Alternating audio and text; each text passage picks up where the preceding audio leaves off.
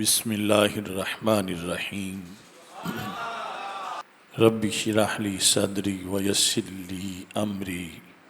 واحلل عقدۃ من لسانی یفقہوا قولی رضیت باللہ ربا وبالاسلام دینا وبمحمد صلی اللہ علیہ وسلم نبیا ورسولا۔ اللہ اکبر، اللہ اکبر، اللہ اکبر، لبیک لبیک لبیک یا رسول اللہ صلی اللہ علیہ وسلم۔ الحمد للہ رب العالمین والصلاة والسلام علی خاتم النبیین سید الرسل و خاتم المعصومین وعلی آلہ واصحابہ اجمعین۔ اما بعد فاعوذ باللہ من الشیطان الرجیم۔ بسم اللہ الرحمن الرحیم۔ یا ایہا الذین آمنوا اتقوا اللہ وکونوا مع الصادقین۔ صدق اللہ العظیم وصدق رسولہ النبی الکریم الامین۔ ان اللہ وملائکتہ یصلون علی النبی یا ایہا الذین آمنوا صلوا علیہ وسلموا تسلیما۔ الصلاة والسلام علیک یا سیدی یا رسول اللہ وعلی آلک واصحابک یا سیدی یا حبیب اللہ۔ الصلاة والسلام علیک یا سیدی یا خاتم النبیین وعلی آلک واصحابک یا سیدی یا خاتم المعصومین۔ مولایا صلی وسلم دائماً ابدا علی حبیبک خیر الخلق کلہم منزہ عن شریک فی محاسنہ فجوہر الحسن فیہ غیر منقسم۔ محمد تاج رسل اللہ قاطبۃ محمد صادق الاقوال والکلم محمد ذکرہ روح لانفسنا محمد شکرہ فرد علی الامم۔ رب صلی وسلم دائماً ابدا علی حبیبک خیر الخلق کلہم۔ اللہ تبارک و تعالی جل جلالہ وعم نوالہ واتم برہانہ وعظم شانہ وجل ذکرہ وعز اسمہ کی حمد و ثناء اور حضور سرور کائنات مفخر موجودات زینت بزم کائنات دستگیر جہاں غم گسار زمان سید سروراں حامی بے کساں قائد المرسلین خاتم النبیین احمد مجتبیٰ جناب محمد مصطفیٰ صلی اللہ علیہ وعلی آلہ واصحابہ وبارک وسلم کے دربار گوہربار میں ہدیہ درود و سلام عرض کرنے کے بعد السلام علیکم ورحمۃ اللہ وبرکاتہ۔ ماہ اگست کے لحاظ سے آزادی کی تقریبات منائی جا رہی ہیں۔ میری دعا ہے خالق کائنات جل جلالہ ہمیں حقیقی آزادی عطا فرمائے۔ اکابرین تحریک پاکستان نے جس نظریہ پاکستان کو سامنے رکھ کر جد و جہد کی اور قربانیاں دیں، اسی نقشے کے مطابق ہمیں پاکستان کو رب ذوالجلال مکمل کرنے کی توفیق عطا فرمائے۔ پاکستان اپنے نظریے کے لحاظ سے قرآنی نظریے سے منسلک ہے اور بڑی مقدس بستی ہے، لیکن نام نہاد سیاستدانوں نے اور مختلف فتنہ گروں نے اس کے تقدس کو پامال کر رکھا ہے۔ اپنی حقیقت اور اصلیت اور نظریے کے لحاظ سے جو پاکستان ہے اس کے بارے میں یہ کہتا ہوں، لوح دل پہ جا بجا مستور پاکستان ہے۔ مستور کا معنی ہے لکھا ہوا، سطر سے۔ لوح دل پہ جا بجا مستور پاکستان ہے، مصطفیٰ کے نور سے پر نور پاکستان ہے، صلی اللہ علیہ وسلم۔ یعنی اس کا نظریہ وہی ہے جو رسول اکرم صلی اللہ علیہ وسلم نے ابو جہل کے مقابلے میں پیش کیا تھا۔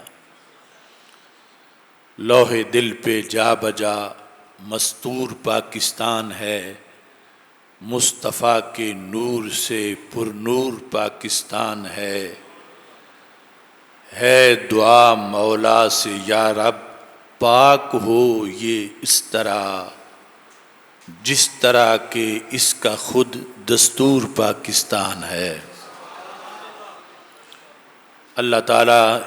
شہدائے آزادی، کارکنان آزادی، مجاہدین آزادی اور قائدین آزادی کو فردوس میں بلند مقام عطا فرمائے۔ ماہ صفر المظفر کے لحاظ سے اس امت کے بڑے بڑے عظیم اولیاء کرام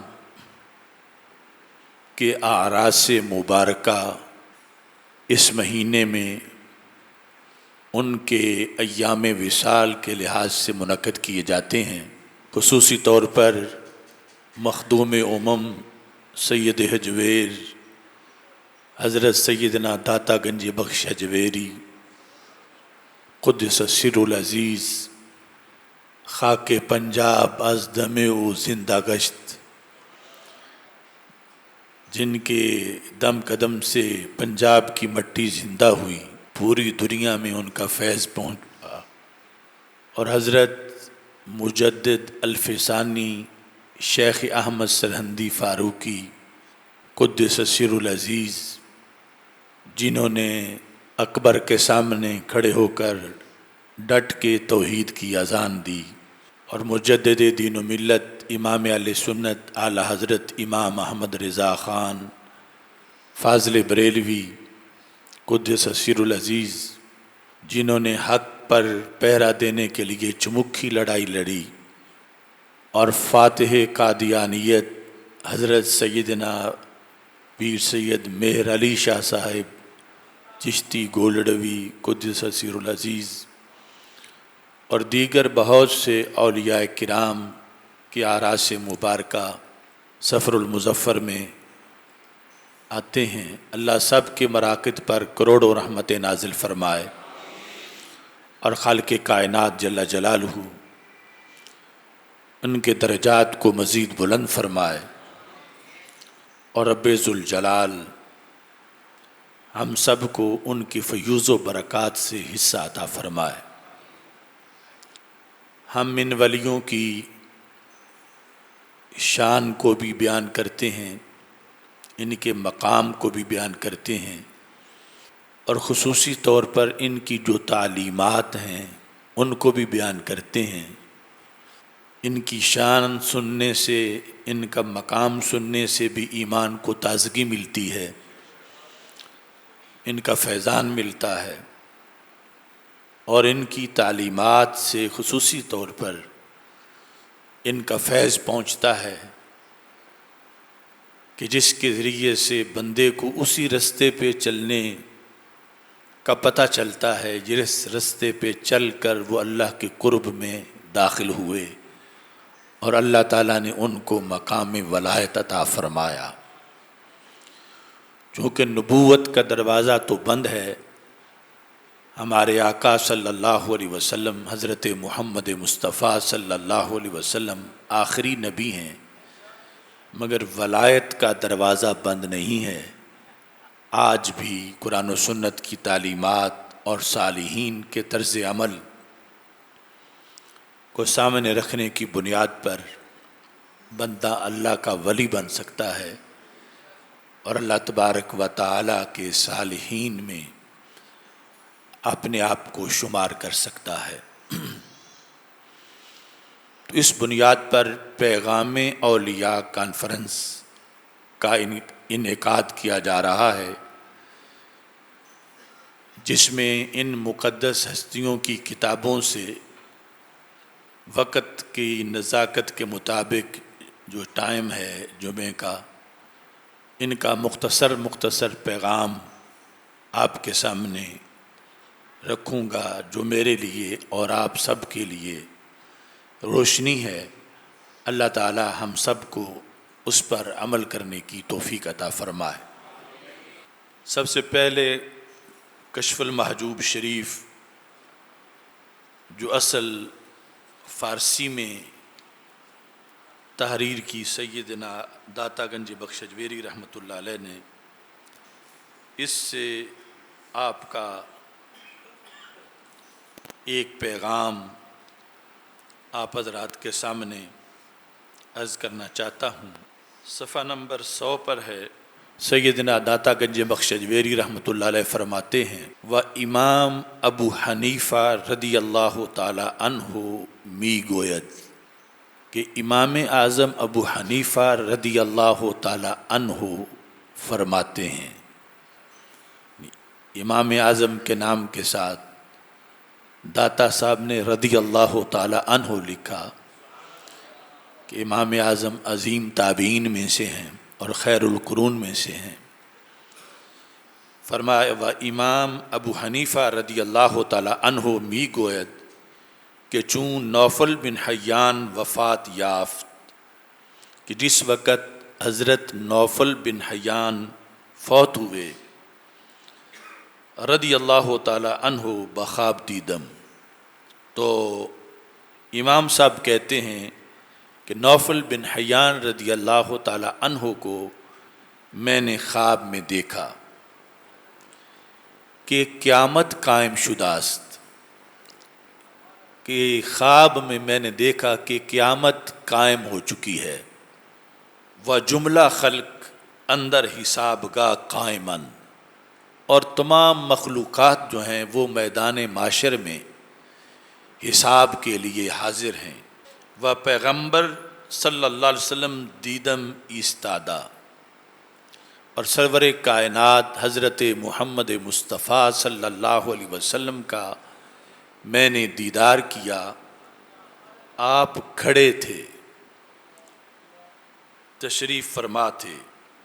پیغمبر صلی اللہ علیہ وسلم را دیدم متشمر ایستادہ بر حوض کوثر، کہ نبی اکرم صلی اللہ علیہ وسلم نہایت چاکو چوبند، مشمر کا معنی ہے، اس حالت میں حوض کوثر کے پاس آپ کو میں نے کھڑے دیکھا کہ لوگوں کو پانی پلانے کے لیے، و بر راست و چپ و مشائخ دیدم ایستادہ، اور آپ کے دائیں جانب اور دوسری جانب میں نے مشائخ کو دیکھا کہ وہ کھڑے ہیں، و پیر دیدم نیکو روئی، ایک بوڑھی عمر کے شخص کو میں نے دیکھا، یعنی عرب فارسی میں پیر بوڑھے کہتے ہیں، پیر دیدم بڑھاپے کو پہنچے ہوئے ایک شخص کو میں نے دیکھا، نیکو روئے، جن کا چہرہ بڑا نیک نظر آ رہا تھا، و بر سر موے سفید گذاشتہ، اور سر کے بال سفید تھے، و خد بر خد پیغمبر صلی اللہ علیہ وسلم نہادہ، اور اپنا رخسار اس ہستی نے رسول اکرم صلی اللہ علیہ وسلم کے رخسار کے اوپر رکھا ہوا تھا۔ ایسی ہستی کو میں نے دیکھا جو بوڑھے بھی تھے، سر کے بال سفید تھے، اور اپنا رخسار رسول اکرم صلی اللہ علیہ وسلم کے رخسار کے اوپر رکھا ہوا تھا۔ وہ اندر برابر و نوفل را دیدم، اور اسی مقام پر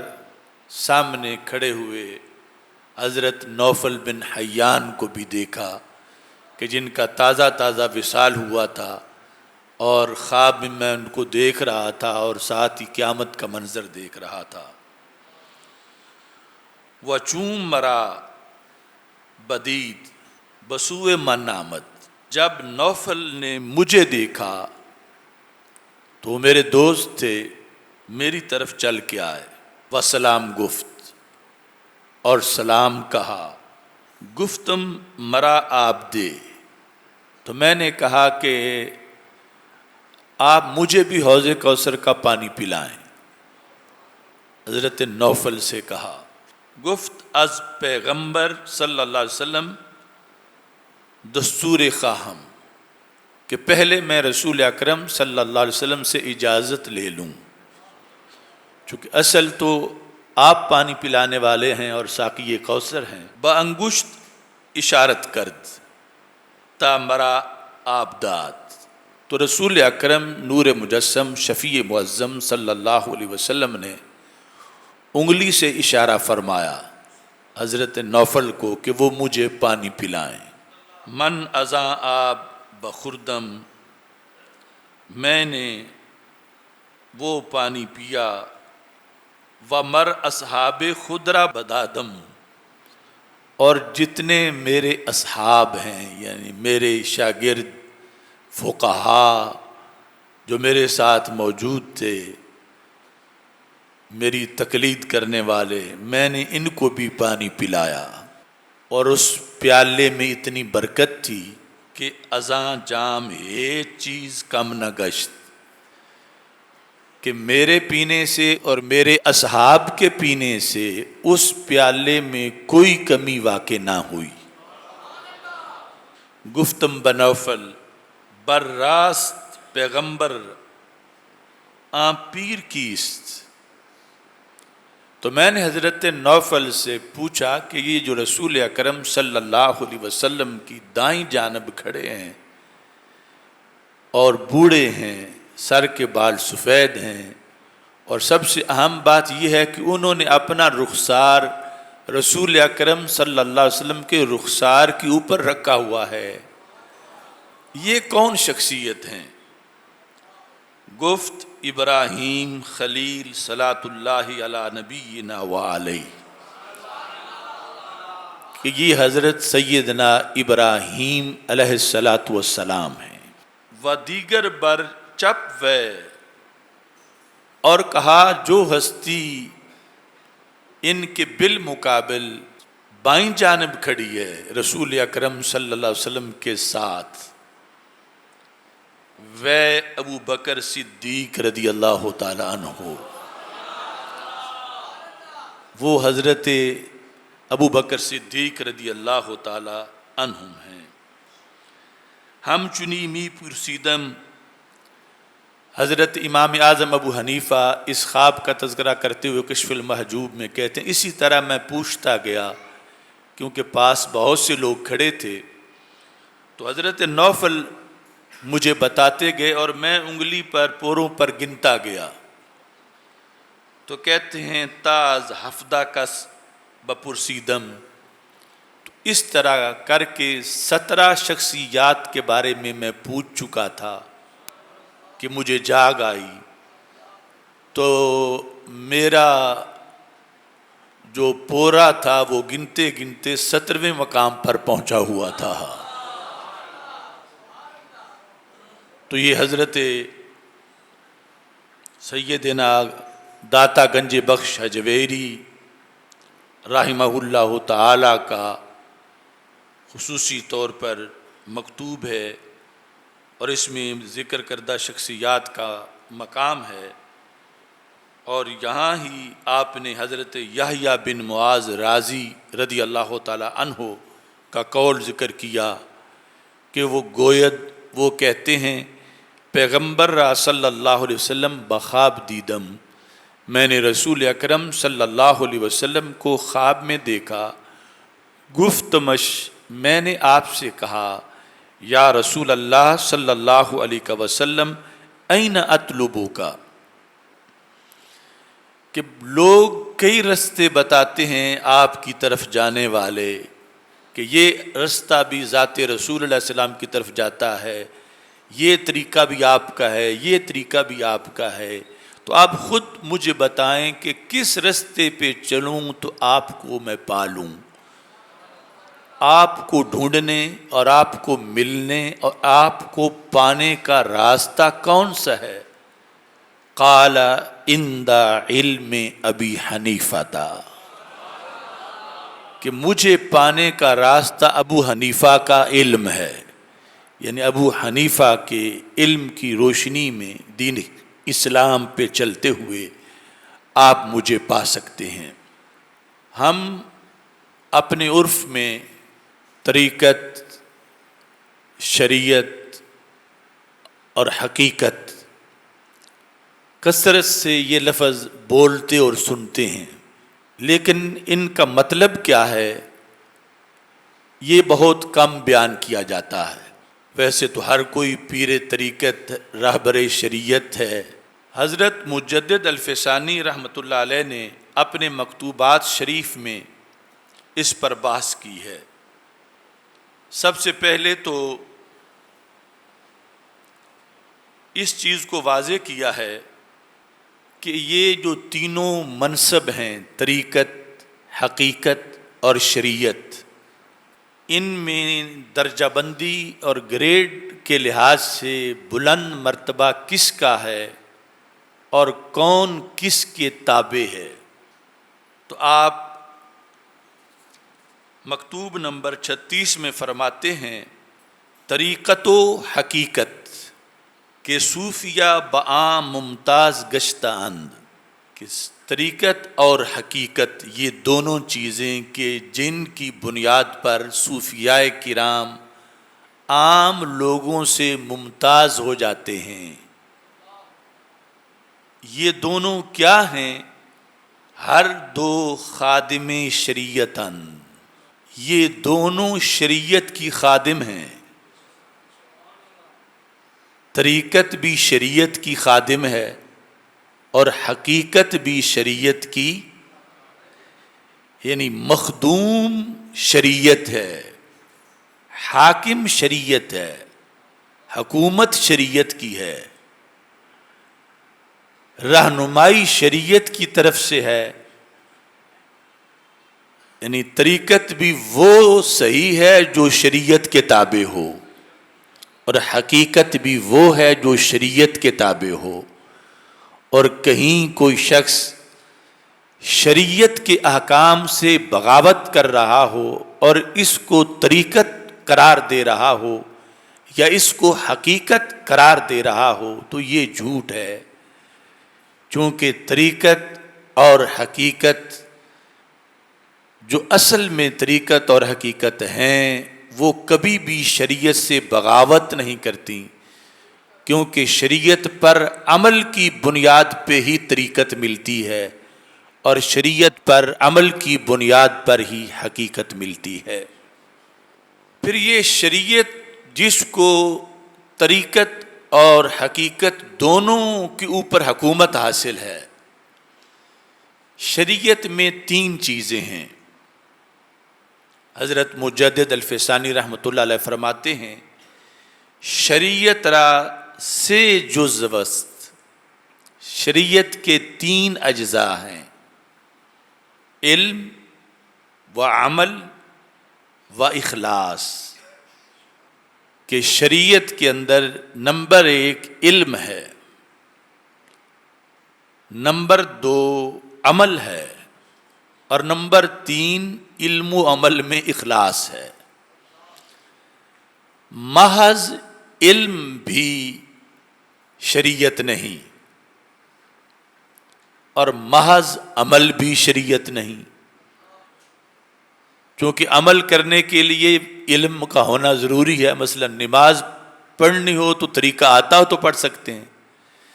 پھر اگر ان دونوں کاموں کے اندر ریاکاری ہو تو یہ سارا سفر ضائع ہو جاتا ہے. تو اس واسطے یعنی حضرت مجدد الف ثانی رحمۃ اللہ علیہ کے عرس کا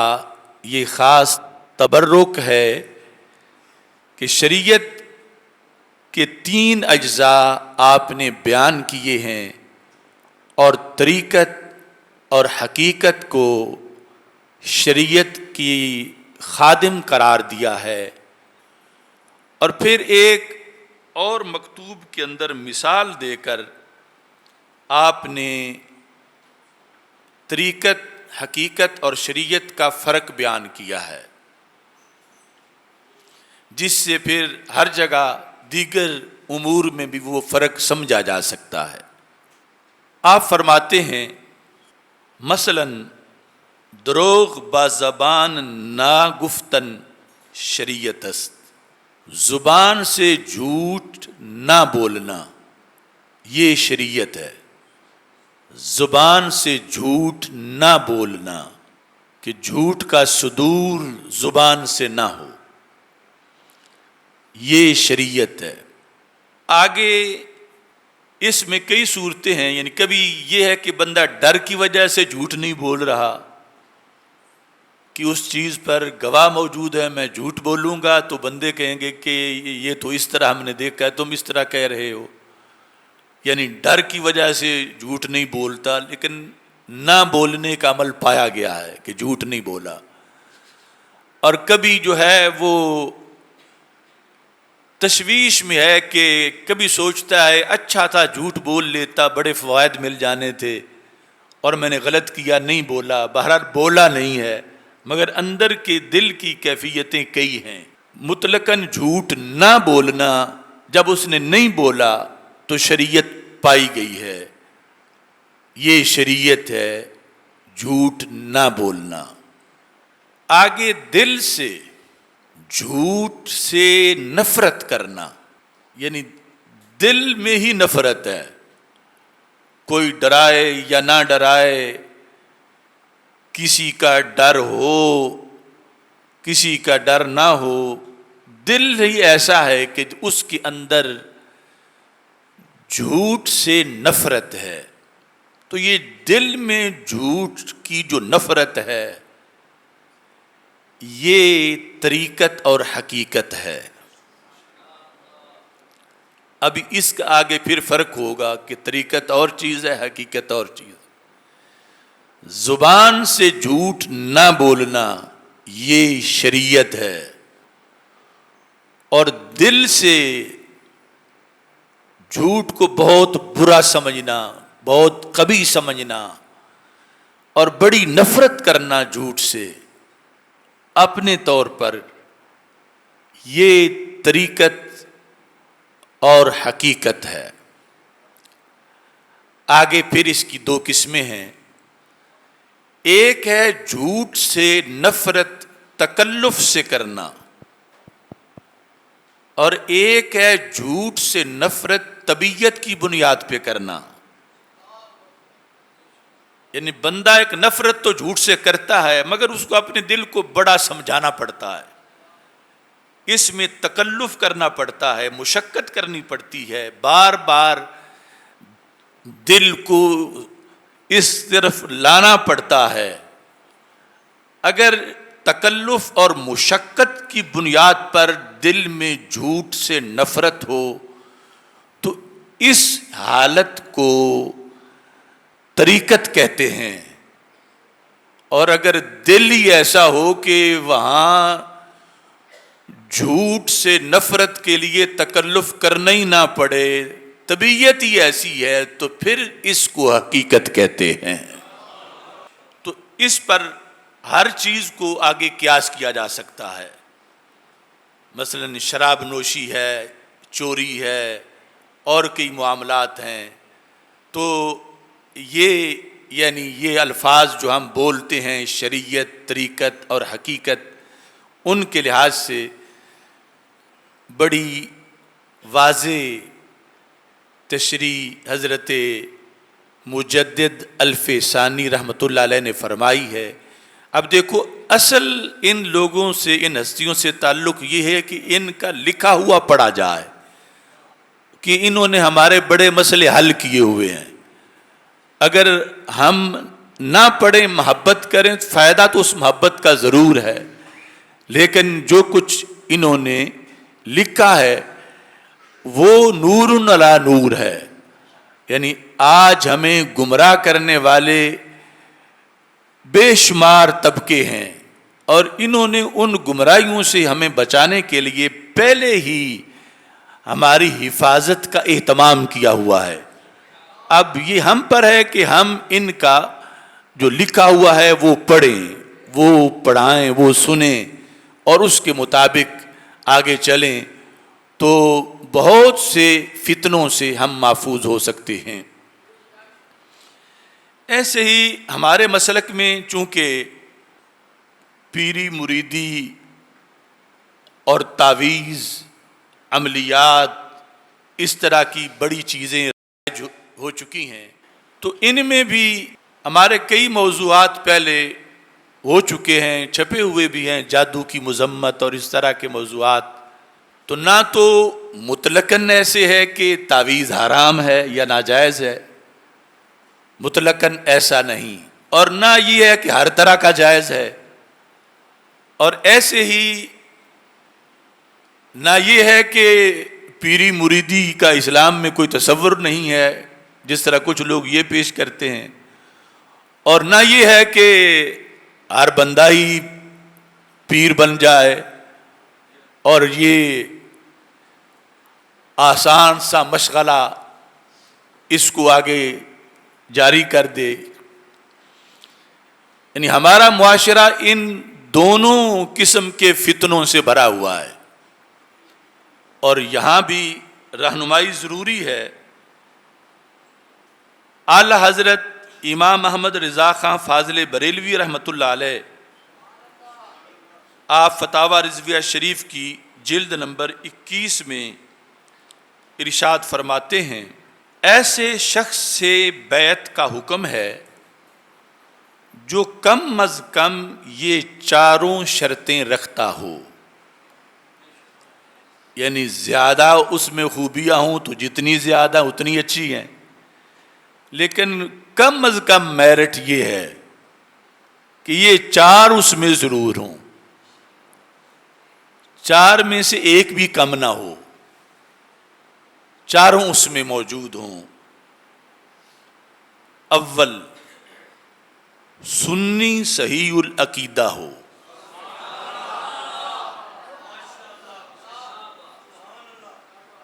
یعنی یہ پہلی ہے. پیر مریدی کے لیے یہ شرط نہیں ہے کہ کوئی ہوا میں اڑ کے دکھائے. اگر واقعی اڑ کے دکھا بھی دے تو پھر بھی وہ پیری مریدی کی شرط ہی نہیں ہے.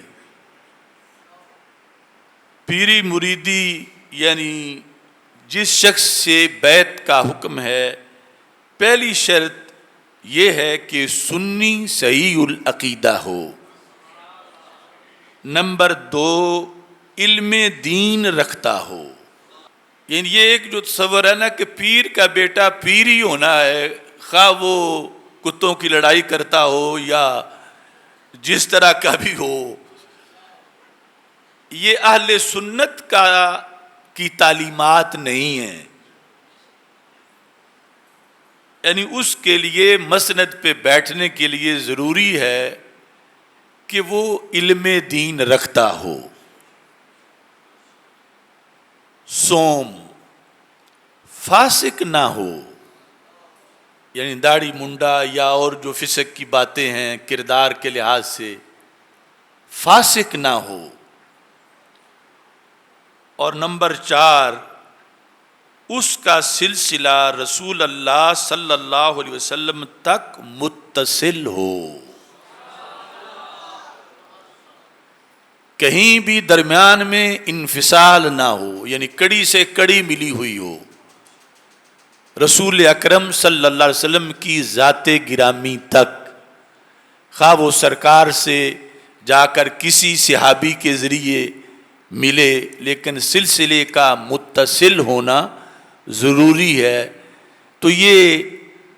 4 شرائط اعلیٰ حضرت امام احمد رضا خان فاضل بریلوی رحمۃ اللہ علیہ نے فتاوی رضویہ شریف میں بیان کی ہیں،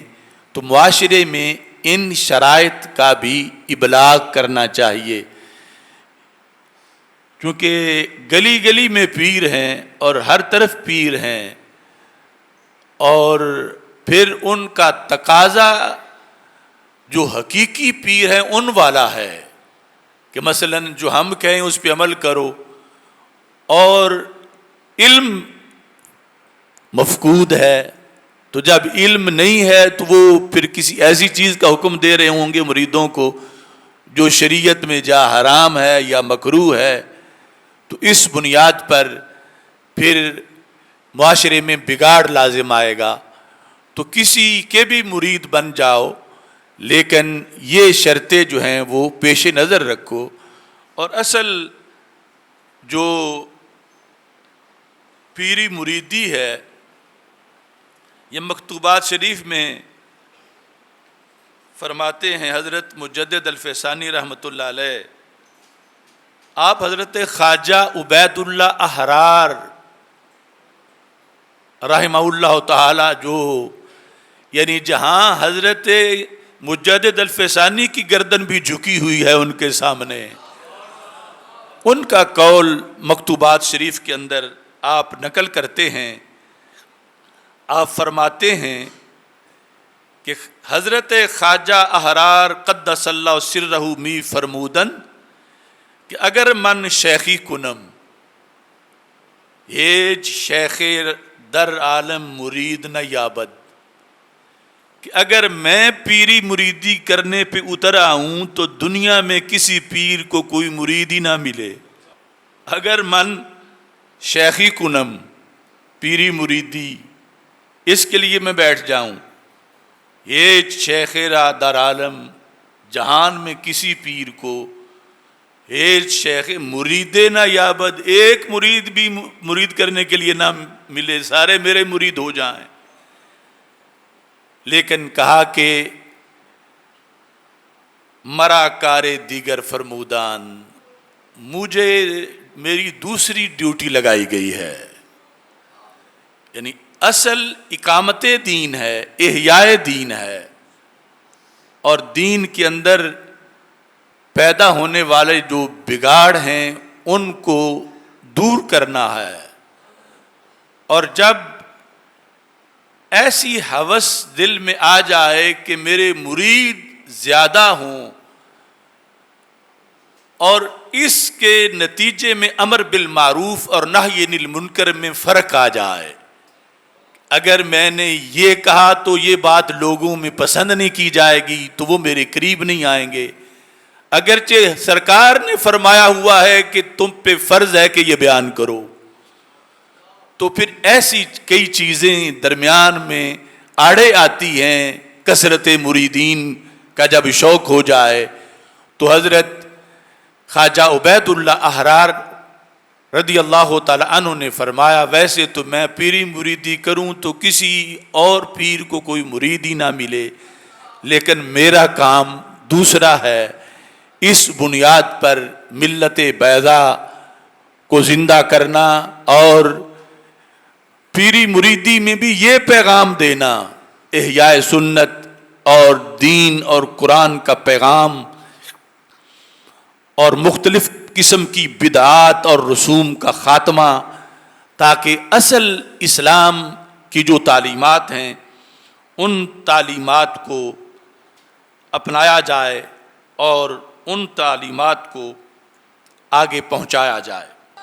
یہ فتاوی رضویہ کی جلد نمبر 24 ہے، اس میں تعویذوں کے بارے میں پوچھا گیا ہے۔ کیا فرماتے ہیں علماء دین اس مسئلہ میں کہ عملیات یعنی تعویذ وغیرہ کتابوں سے کرنا حق ہے یا باطل، کس طور سے جواز اور کس طریق سے ناجائز، رقم فرمائیں۔ اس کی تفصیل تو ویسے گھنٹوں کا تقاضا کرتی ہے، میں جو لکھا ہوا ہے صرف وہ پڑھ کے آپ کو سنا دیتا ہوں۔ آپ فرماتے ہیں اعلیٰ حضرت فاضل بریلوی رحمۃ اللہ علیہ، عملیات و تعویذ جو جائز ہیں کون سے ہیں؟ عملیات و تعویذ اسماء الہی و کلام الہی سے ضرور جائز ہیں، اللہ کے اسماء اور اللہ کے کلام سے، جبکہ ان میں کوئی طریقہ خلاف شرع نہ ہو۔ مثلا اگر وہ آیت سے یا اللہ کے نام سے مگر مرغ کے خون سے لکھا جا رہا ہو تو وہ دم مسفوت و حرام ہوتا ہے، یعنی کلمات الہی کلام الہی سے ہو، اسماء الہی سے ہو، اور آگے اس میں کوئی طریقہ خلاف شرع نہ ہو۔ مثلا یہ کہ دروازے کے جو سردل ہے وہاں اس کو دفن کرنا ہے کہ جو گزرے اوپر سے گزرے، تو یہ اجمالاً آپ نے فرمایا کہ ان میں کوئی طریقہ خلاف شرع نہ ہو۔ مثلا کوئی لفظ غیر معلوم المعنی نہ ہو، یعنی تعویذ کے اندر کوئی لفظ ایسا نہ ہو کہ جس کا معنی شریعت میں معلوم ہی نہیں ہے کہ اس کا معنی کیا ہے۔ جب غیر معلوم المعنی ہو سکتا ہے کہ وہ کسی شیطان کا نام ہو اور اس کی تعظیم کی جائے، یا ہو سکتا ہے وہ کسی اچھی ہستی کا نام ہو اور اس کی توہین کی جا رہی ہو۔ فرمایا کہ اگر ایسے الفاظ تعویذ میں لکھے ہوں تو پھر اس کی اجازت نہیں۔ مثال کے طور پر فرمایا کہ دعائے تعاون میں لوگ لکھتے ہیں تاسوسا، آسوسا، ماسوسا، تو ان لفظوں کے معنی معلوم نہیں ہیں، تو ایسا تعویذ جائز نہیں ہے۔ ایسے الفاظ کی اجازت نہیں جب تک حدیث یا آثار یا اقوال مشائخ معتمدین سے ثابت نہ ہو۔ یہ تو ہے خود تعویذ کا مضمون، اس کے لحاظ سے شرطیں، پھر آگے لکھنے کے لحاظ سے فرمایا یوں ہی دفع سرا یعنی مرگی کو دور کرنے کا جو تعویذ ہے، دفع سرا وغیرہ کے تعویذ کے مرغ کے خون سے لکھتے ہیں، کہتے ہیں مرغ لے آؤ فلاں شرط کا، کالا لے آؤ یا سفید لے آؤ، اس کے خون سے لکھتے ہیں، یہ بھی ناجائز ہے۔ اس کے عوض مشک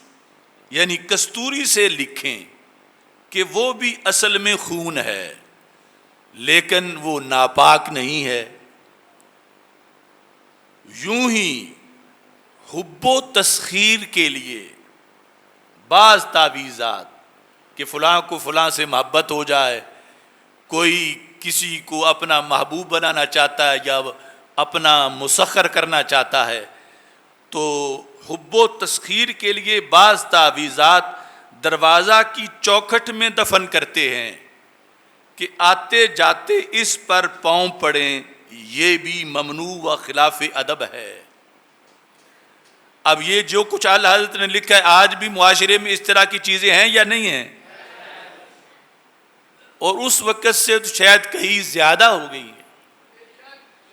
یعنی ہر گلی میں ایسی فیکٹریاں تیار ہیں اس طرح کی تعویذ دینے کے لیے یا لینے کے لیے لوگ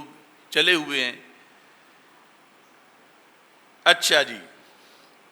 اس کے بعد اگلی شرط ہے کہ مقصد کیا ہے تعویذ کا، اس میں بھی ایک مقصد کے لیے حلال ہے اور دوسرے مقصد کے لیے حرام ہے، ناجائز ہے۔ اسی طرح وہ مقصود جس کے لیے وہ تعویذ یا عمل کیا جائے اگر خلاف شرع ہو تو ناجائز ہو جائے گا، یعنی خواہ لکھی آیت ہی جا رہی ہے اور لکھی وہ سیاہی سے جا رہی ہے اور پاؤں کے نیچے دفن بھی نہیں کی جائے گی، لیکن مقصد جو ہے وہ جائز نہیں جس کے لیے لکھی جا رہی ہے، جس کے لیے وہ تعویذ کیا جا رہا ہے۔ مثال کے طور پر اعلی حضرت فرماتے ہیں جیسے عورتیں تسخیر شوہر کے لیے تعویذ کراتی ہیں،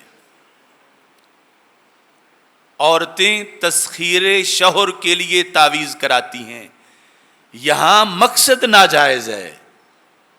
اگرچہ پہلی ساری شرطیں پائی جائیں تو مقصد کے ناجائز ہونے کی وجہ سے یہ تعویذ ناجائز ہوگا۔ کیوں یہ ناجائز ہے؟ کہتے ہیں یہ حکم شرع کا عکس ہے۔ شریعت کا حکم یہ نہیں کہ عورت حاکم ہو اور شوہر محکوم ہو، شریعت نے شوہر کو حاکم اور عورت کو محکوم بنایا ہے، اور یہ تعویذ شرعی تعلیمات کے خلاف مقصد کے لیے کیا جا رہا ہے کہ یہ حکم شرع کا عکس ہے۔ اللہ عز و جل نے شوہر کو حاکم بنایا ہے اور عورت کو اسے شوہر کو محکوم بنانا عورت پر حرام ہے کہ عورت اپنے شوہر کو اپنا محکوم بنائے۔ جب اللہ نے اسے حاکم بنایا ہے تو یہ اسے محکوم کیوں بناتی ہے؟ تو اب اگرچہ باقی شرطیں جائز بھی ہوں تو مقصد جو ہے وہ ناجائز ہونے کی وجہ سے یہ تعویذ جو ہے وہ ناجائز ہو جائے گا۔ یوں ہی تفریق و عداوت کے عمل و تعویذ کے محارم میں کیے جائیں، مثلا بھائی کو بھائی سے جدا کرنا۔ یہ تعویذ کوئی کسی کو جا کے کہتا ہے کہ ان دو بھائیوں میں اتفاق نہ رہے، اس کے لیے مجھے تعویذ کر دو، تو یہ قطع رحمی ہے، اور قطع رحمی حرام ہے، تو یہ حرام بات کے لیے تعویذ کروایا جا رہا ہے۔ تو اگرچہ پہلی ساری شرطیں ہوں کہ کوئی شیطانوں کے نام نہیں لکھے جا رہے، آیات سے تعویذ کیا جا رہا ہے، تو پھر بھی چونکہ مقصد جو ہے وہ آگے ہے قطع رحمی، بھائیوں کو آپس میں لڑا دینا یا جدا کرنا۔ یوں ہی زن و شوہر میں نفاق ڈلوانا، کہ کوئی تعویذ کروائے کسی سے کہ فلاں شوہر اور بیوی آپس میں ان کا اتفاق نہ رہے، شوہر بیوی آپس میں لڑ جائیں، آپس میں ان کا اتفاق نہ رہے۔ سرکار فرماتے ہیں، حدیث شریف میں ہے، لیس منا من خبب امرأۃ علی زوجہا، سرکار فرماتے ہیں وہ بندہ میری امت میں سے نہیں جو عورت کو اپنے خامند کے بارے میں بھڑکاتا ہے، یعنی عورت کو اس کے خامند سے متنفر کرتا ہے یا عورت کو خامند سے لڑانے کے لیے کوشش کرتا ہے۔ تو یہ اب جو تعویذ کیا جا رہا تھا عورت اور اس کے شوہر میں فرق کرنے کے لیے، تفریق کرنے کے لیے، تو یہاں مقصد حرام ہے، تو اس لیے ایسا تعویذ کرنا یا کروانا یہ جائز نہیں ہے۔ فرمایا بلکہ مطلقاً یہ عورت اور شوہر یا بھائی اور بھائی یہ تو اپنی جگہ رہے، مطلقاً دو مسلمانوں میں تفریق بلا ضرورت شرعی ناجائز ہے،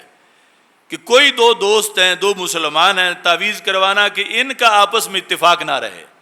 یہ آپس میں لڑ پڑیں، ان کا جھگڑا ہو جائے، تو ایسا تعویذ کرانا بھی جائز نہیں ہے، کیونکہ اس کے بارے میں بھی رسول اکرم صلی اللہ علیہ وسلم کا حکم ہے کہ لا تباغضوا ولا تدابروا، آپس کے اندر عداوت نہ رکھو، ایک دوسرے سے پیٹھ نہ پھیرو، خواہ مخواہ آپس میں دشمنی نہ کرو۔ تو اب یہ تفصیل کا خلاصہ ہے کہ ایک تو یہ ہے کہ جو لکھنا ہے تعویذ کے اندر وہ آیات ہوں، اسماء الہی ہوں، حدیث ہوں، یا وہ معلوم المعنی الفاظ جو بزرگوں سے منقول ہیں، اور اس کے بعد یہ ہے کہ جو آگے اس کی استعمال کا طریقہ ہے اس میں کوئی بے ادبی نہ ہو، وہ خون سے لکھا نہ جا رہا ہو، وہ چوکھٹ کے ساتھ دفن نہ کیا جا رہا ہو، یا اس طرح کی اور بہت سی چیزیں ساتھ ملاتے ہیں۔ تو پھر یہ ہے کہ وہ مقصد کس کے لیے کیا جا رہا ہے، اس مقصد کو بھی پیش نظر رکھنا ضروری ہے۔ ان میں سے کوئی چیز بھی جس وقت وہ خلاف شرع آئے گی تو کرنے والا اور کروانے والا وہ دونوں پکڑے جائیں گے شریعت میں، لیکن دونوں کا مواخذہ ہوگا۔ ہاں ایسی کوئی قباحت نہ ہو جو بیان کی گئی ہیں، تو اعلیٰ حضرت فرماتے ہیں غرض نفس عمل یا تعویذ میں کوئی امر خلاف شرع یا مقصود میں ناجائز نہ ہو، مطلب ہے کوئی شرط کسی کے لحاظ سے بھی کوئی خرابی نہیں پائے گی، مطلقاً تعویذ کیا جا رہا ہے جو آیت سے ہے، حدیث سے ہے، جائز لفظوں سے ہے، جائز طریقے سے ہے، جائز مقصد کے لیے ہے، تو فرمایا یہ مخلوق کو فائدہ دینا ہے، یہ نفع رسانی ہے، تو اس واسطے یہ جائز بھی ہے، موجب اجر بھی ہے، یعنی اس تعویذ کرنے والے کو اجر ملے گا، ثواب ملے گا کہ اس نے مسلمانوں کو فائدہ پہنچانے کے لیے تعویذ کیا ہے۔ اب یہ دو سرحدوں کے درمیان ہمارا مذہب واقع ہے، ایک کہ جو مطلقاً قرآنی آیت کے تعویذ کو بھی حرام اور شرک قرار دے رہے ہیں، اور دوسری طرف یہ درمیان میں جو چیزیں ایسی آ چکی ہیں کہ جن کا شریعت سے کوئی تعلق نہیں ہے ان کو بھی داخل کیا جا رہا ہے۔ تو یہ جو فتاویٰ میں خلاصہ ذکر کیا گیا اعلیٰ حضرت فاضل بریلوی کی طرف سے، اس کو بار بار سنیں اور اس کے مطابق آگے تبلیغ کریں تاکہ معاشرہ کے اندر جو اس طرح کی چیزیں پائی جا رہی ہیں ان کا سد باب ہو۔ پچھلا جمعہ ہم نے تحفظ ختم نبوت کے موضوع پہ پڑھایا، اور جو سپریم کورٹ کی طرف سے فیصلہ آیا اس پر بڑی تفصیل کے ساتھ اللہ کے فضل سے ہم نے گفتگو کی اور اس پر مکمل تبصرہ کیا اور اپنے دلائل دیے۔ میرے پہلے دلائل اگرچہ میں بیماری کی وجہ سے سپریم کورٹ میں نہیں جا سکا تھا، لیکن لکھ کے میں نے بھیجے تھے، اس کا حوالہ بھی انہوں نے فیصلے میں دیا، مگر اس کو مانا نہیں ہے۔ تو سپریم کورٹ کا یہ جو فیصلہ ہے جو 24 جولائی کو ہوا، اس میں جو امتناع قادیانیت آرڈیننس ہے اس پہ شب خون مارا گیا ہے، اور یہ قادیانیت نواز فیصلہ ہے، ہم اس کو مسترد کرتے ہیں۔ قادیانیت نواز فیصلہ، قادیانیت نواز فیصلہ، قادیانیت نواز فیصلہ، قادیانیت نواز فیصلہ، تاجدار ختم نبوت، تاجدار ختم نبوت، تاجدار ختم نبوت، تاجدار ختم نبوت، تاجدار ختم معصومیت۔ وآخر دعوایا ان الحمد للہ رب العالمین۔